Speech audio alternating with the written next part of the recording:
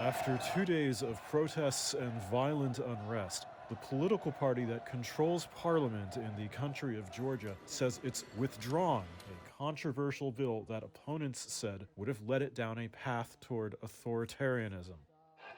Dubbed the Foreign Agents Bill, opponents say it was inspired by a Russian law that's been used to crack down on dissent there for a decade, although its creators say it was modeled after an American law from the 1930s. Graffiti on this wall of Parliament says 1984, after the dystopian George Orwell book. Despite the withdrawal, opposition groups say they plan to continue protesting anyway because they don't trust the majority party, called Georgian Dream.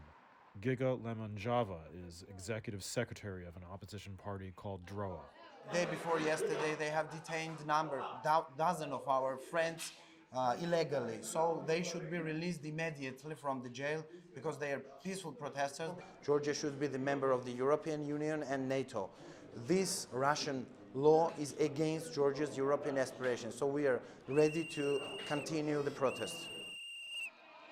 The proposed law would have required any person, media outlet, or civil society organization that gets more than 20% of its funding from outside the country to register itself as an agent of foreign influence or face fines. Its creators say it's needed to root out spies and foreign influence, and that it was modeled after the Foreign Agents Registration Act in the United States, which primarily regulates groups and lobbyists who work directly for foreign governments or under the control of foreign governments. But it's been denounced by the European Union and the US, which rejects the comparisons to the 1930s law.